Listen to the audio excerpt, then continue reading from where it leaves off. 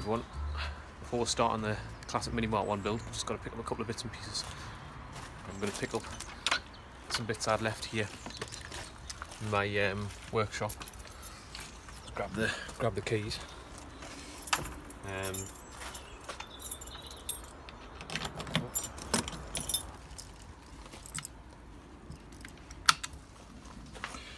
Oh, spider. Another project which I'm going to be starting work on with my friend, my 205 GTI, and that's for another day though. Just pick up a couple of bits, get the safety gear. People always keep telling me safety. Yeah, that's it. So got them, just head up to my dad's, get those classic Mini Mk1 rear lights fitted. Looking forward to that.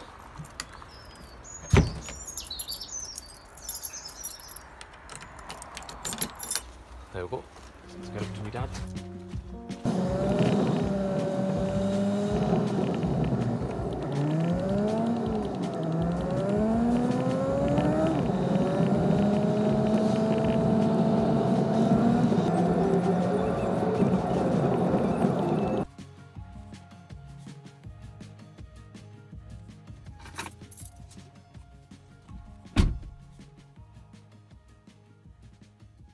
Okay, so here we are, back at my dad's. Just keep the heat in because we've got the heater on inside the garage here. So what plan is, let's get that down. So the plan today is on the mini build, and we're gonna crack on with these classic Mini Mk1 rear light conversions. And what we've done is my dad's just popped it on a couple of little temporary legs that were made when we first got the shell stripped, just so we can wheel it round. So we took this back jig off, which is just laid down here behind me, which is part of the rotisserie jig. Took that off just so it could get in the back of the car and work on that rear boot area which you saw in the last couple of episodes. So today we're going to work on these Mk1 Mini rear light conversions, like I say. That's it, enough chatting, we'll crack on, get some work done. See you in a bit. Yeah, then, I think we'll end it with, first of all, I think we'll get the G-clamp, the big G-clamp down, ready.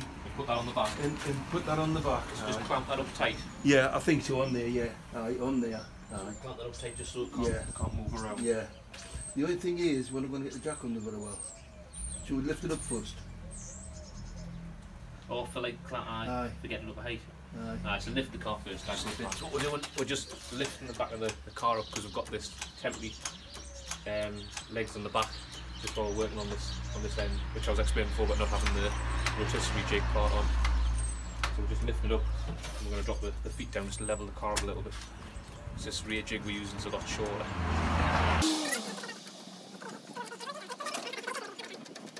You can see the wheels are dropping out. See that far side? I'm just going to put a couple of pins through to hold the wheels down.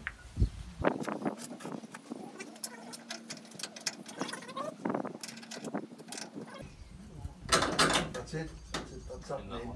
That's happening. There we go. Well, we'll get about another 3 inches maybe, something like that. Oh yes, yeah, getting 3 inches. I didn't think we'd got as much as that. Yeah. Right, we'll put the clamp on here and get the clamp on the front. Right.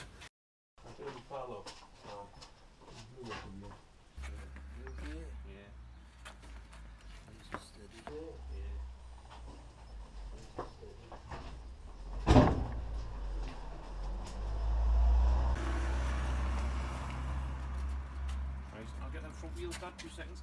Right. Just wait, I'll get a space.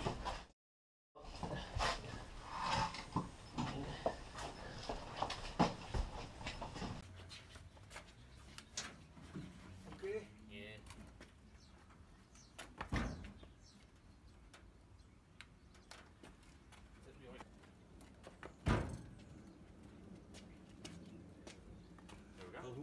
Put a chuck in. There we go, so that's it back outside. So that's what we did, we just bolted that timber back on the two frames, used the G-clamp at the back just to hold up against that.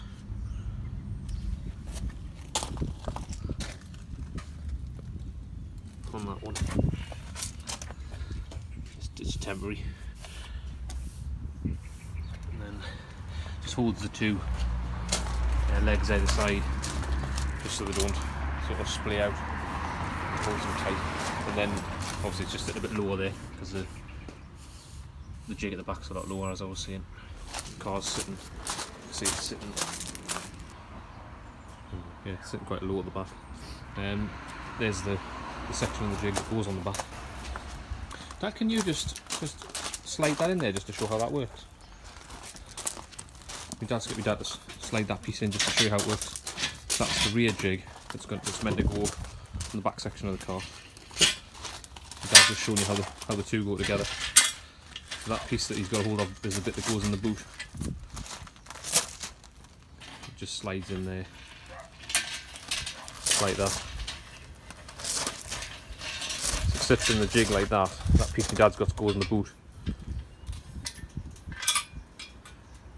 Can you imagine the car's attached to that piece? So the car attaches on here with the two shock mounts inside the boot, and this bar just lies along the underside of the parcel shelf and bolts through. So as my dad was showing there, just it spins round on it. There we go, that's how that works. And then that bottom piece just attaches to that wooden strap that goes between the two. There you go, quick look at that. That's great, Dad. Just didn't catch the car sliding out.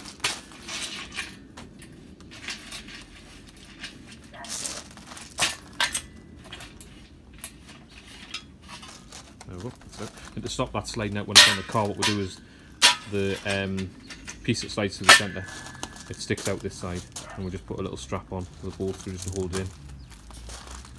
That's it.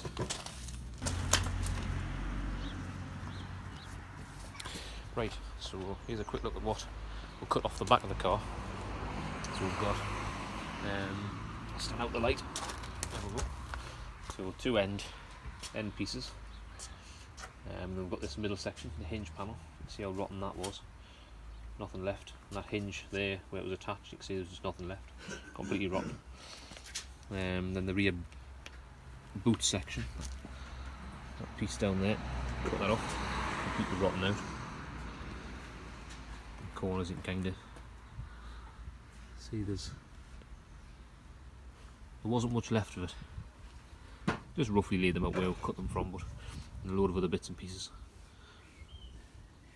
And now it looks a lot newer. So a quick look round in the daylight to see what it looks like.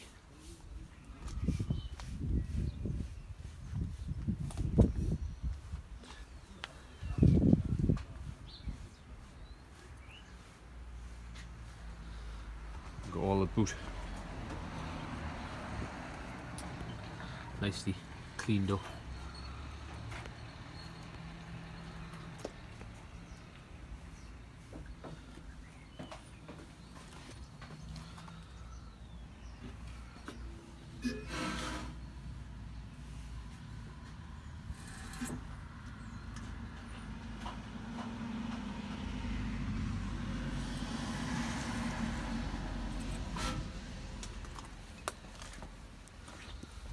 There we go.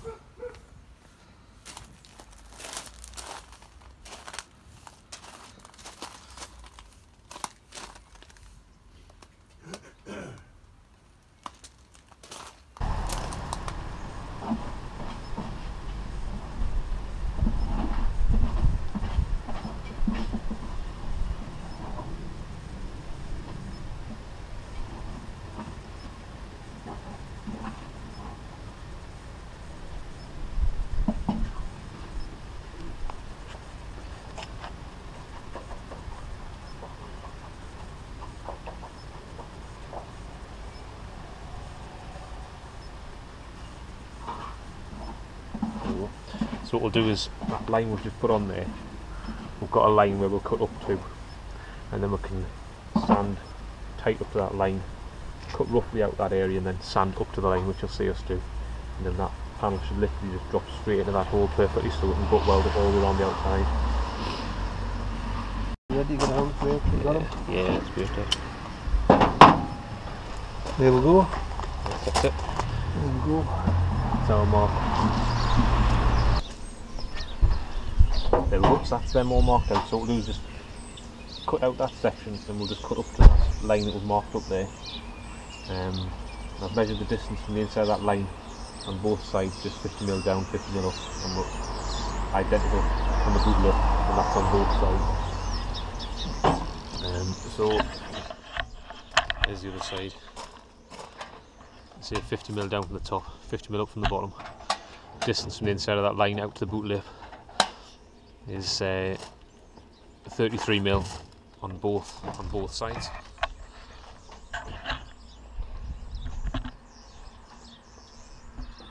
So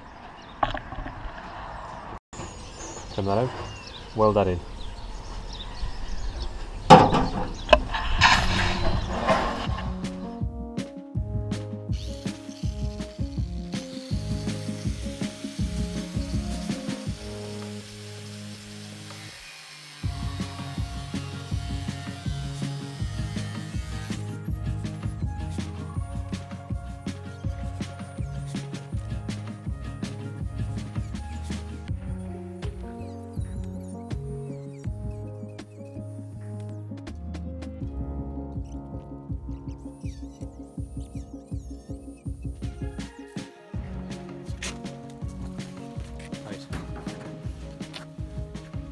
So I'm just going to sand up now around to the edge of that line that I've put on.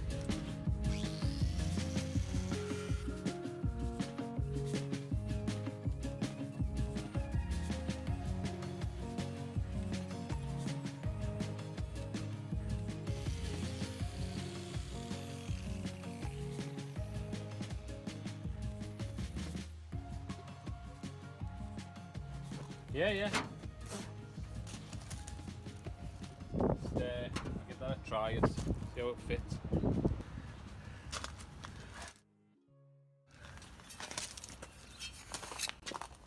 we go, so we'll see how that fits. Right.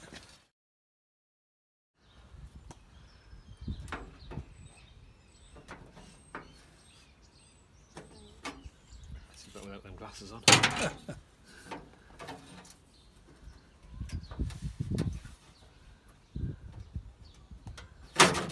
You're not far away.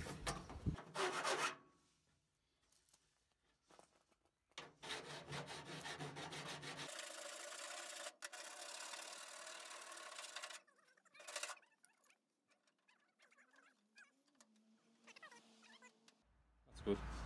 Just once tweaking when I'm welding it, I'll be able to pull. Oh, yeah.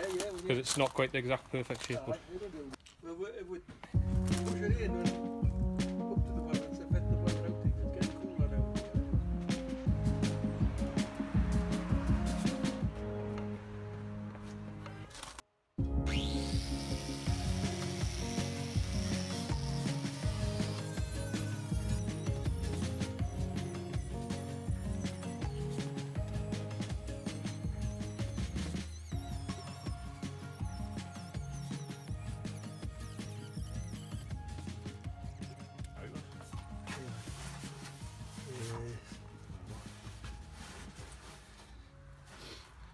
Right, there we go. So that's that all cleaned up around the edge. A really good tip, and obviously I've said always in the past, just to make sure you're welding the areas that you're going to weld really clean of any paint or primer or anything that's on there, unless it's you're using weld through primer.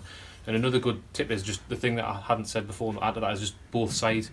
Make sure you clean both sides, inside and the outside, because if you don't, when you're welding through, obviously it will contaminate the weld from the other side. It's the same with welding floors or anywhere you're welding. Even if you're welding and you haven't got a seam, you just welding one side and the other side still has like underseal on or something like that. Just clean it off on the underside too, because other than it taking fire, it'll obviously contaminate your weld.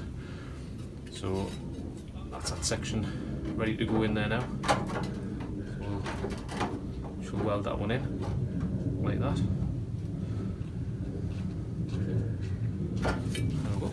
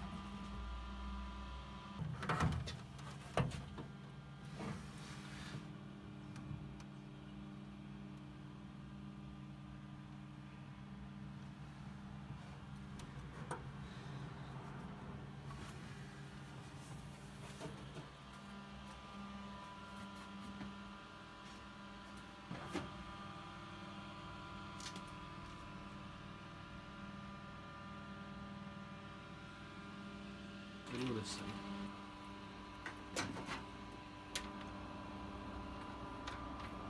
Sorry.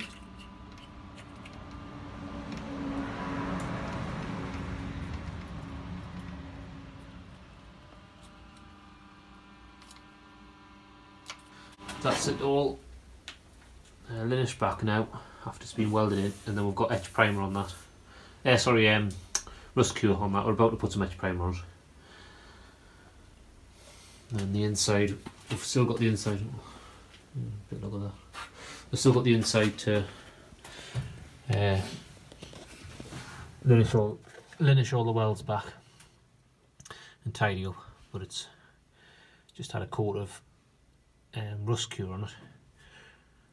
So we'll just stick some primer on it now. Primer it up.